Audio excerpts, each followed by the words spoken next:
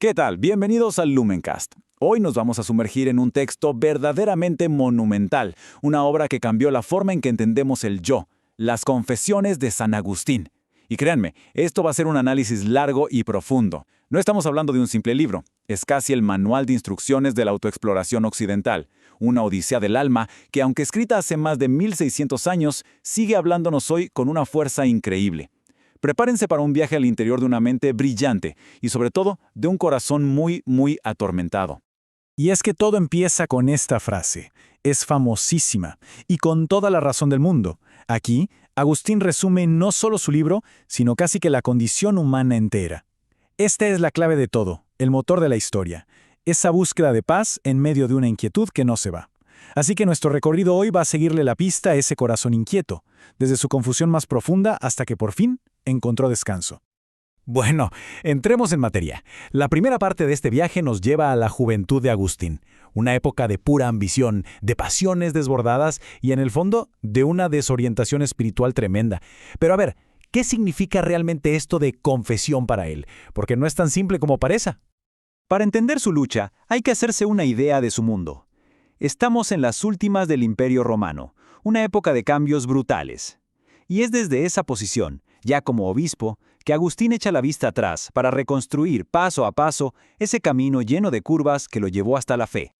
Esto es clave de verdad. Para Agustín, confesar era mucho más que decir «me equivoqué». Era un acto con tres dimensiones. Por un lado, sí, claro, reconocer el propio pecado, pero al mismo tiempo era proclamar su fe. Y, por encima de todo, era un acto de alabanza a Dios. En el fondo, este libro es un larguísimo y bellísimo poema de alabanza que nace de saberse frágil. Y toda la historia se mueve por ese conflicto interno. Tenemos a un joven súper talentoso, un genio de la retórica, pero que sentía un vacío que ni los placeres, ni la filosofía, ni el éxito profesional podían llenar. Es básicamente la crónica de un alma buscando desesperadamente su verdadero hogar. Y un ejemplo perfecto de esto es el famoso episodio del robo de las peras. Siendo un adolescente, Agustín y sus amigos robaron unas peras de un vecino. Y lo curioso es que ni siquiera tenían hambre, tenían peras mejores en su casa. Lo hicieron, y esto es lo que le vuela la cabeza a Agustín, por el puro placer de hacer algo prohibido. Para él, este acto sin sentido le reveló la naturaleza misma del pecado, amar el mal por el mal mismo, una especie de nudo en la voluntad que no lograba entender.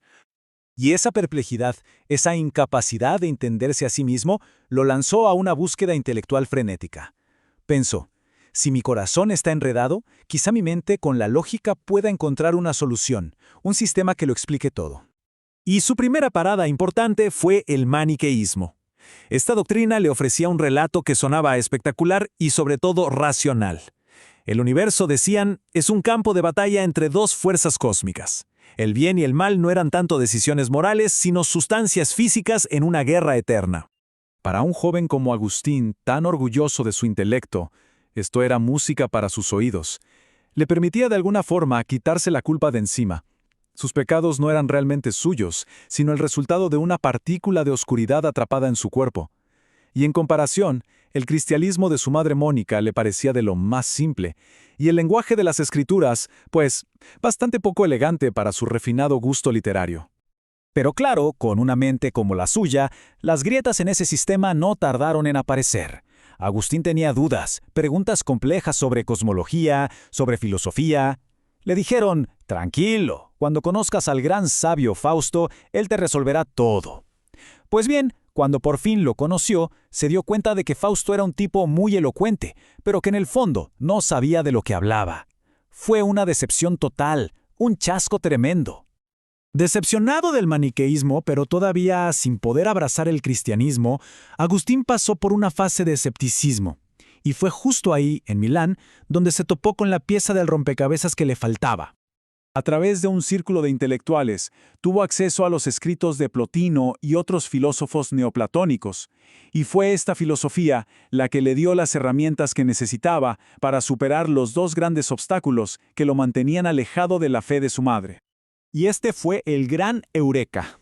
Los neoplatónicos le dieron dos ideas que le cambiaron todo el panorama. La primera, Dios no es algo material, no ocupa un lugar en el espacio, es espíritu puro. Y la segunda, la solución al problema del mal. El mal no es una cosa en sí misma, no es una fuerza, es más bien la ausencia del bien, como la oscuridad, que no es más que la ausencia de luz.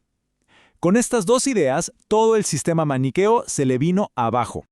Bien, las barreras intelectuales ya estaban derribadas, pero a Agustín le quedaba el obstáculo más grande, su propia voluntad. Su mente estaba convencida, pero su corazón, sus hábitos, estaban paralizados. Y lo que viene ahora es, sin exagerar, una de las escenas más famosas de toda la literatura universal. El escenario, un jardín. Un lugar que contrasta muchísimo con aquel otro jardín del robo de las peras, ¿no? Allí, completamente desgarrado entre el deseo de una vida nueva y la incapacidad de dejar atrás la vieja, Agustín se derrumba, en una agonía emocional que casi lo deshace. Sus propias palabras son súper gráficas. Habla de una tormenta interior, una batalla dentro de su alma, una voluntad dividida que, literalmente, lo estaba destrozando por dentro. Y en el punto más bajo de su angustia, mientras lloraba sin consuelo, escucha algo extraordinario. La voz de un niño o una niña que desde una casa cercana canturrea una y otra vez la misma frase. Tole leye, toma y lee, toma y lee. Agustín no lo interpreta como un simple juego de niños. Para él, en ese momento, es una orden divina, un oráculo que le está diciendo exactamente qué hacer. Así que, conteniendo las lágrimas, vuelve a donde estaba su amigo Alipio, agarra el libro de las cartas de San Pablo, lo abre por una página al azar y lee. El pasaje que encuentra le habla de abandonar la vida de excesos y revestirse de Cristo. Y en ese preciso instante, la lucha termina. Una paz inmensa inunda su corazón y toda la oscuridad de la duda simplemente se va. La historia de su conversión termina en el libro 9, pero, y esto es muy curioso, las confesiones siguen durante 4 libros más, y es aquí donde la obra da un giro fascinante, pasando de lo personal a lo universal. Esta es la pregunta que se hace muchísima gente al leer el libro. O sea, ¿por qué no terminar la historia en el clímax de la conversión? La respuesta nos muestra la verdadera ambición y la escala de esta obra. Lo que hace Agustín es usar su propia experiencia como un microcosmos para explorar el macrocosmos. Como ya ha encontrado el orden dentro de su propia alma, ahora se gira para contemplar el orden de toda la creación y se pone a explorar algunos de los misterios más profundos de la filosofía. Y lo que encontramos aquí son análisis simplemente asombrosos. Por ejemplo, describe la memoria no como un simple archivo de datos, sino como un palacio interior inmenso. Argumenta que el tiempo no es algo que exista ahí afuera, sino que es una extensión de la propia mente. Y finalmente, interpreta la creación del Génesis como un gran espejo de la creación y la redención del alma humana. Y así, las confesiones terminan dejándonos con una pregunta universal. El viaje de Agustín nos demuestra que mirar hacia adentro no es un acto de egoísmo, sino una búsqueda de la verdad. Su increíble exploración es una invitación a que cada quien se pregunte qué tesoros, qué verdades, qué respuestas yacen en los vastos palacios de la propia memoria. Y si quizá como él, se podría encontrar allí un lugar de descanso para un corazón inquieto. Y bueno, ¿qué les pareció? ¿Conocían la obra a este nivel de detalle? Me encantaría leer en los comentarios qué otro libro les gustaría que analizáramos así, a fondo. Si les gustó este recorrido, no se olviden de dejar un like y, muy importante, de suscribirse al canal para no perderse los próximos episodios. Muchas gracias por acompañarnos y hasta la próxima. ¡Chao!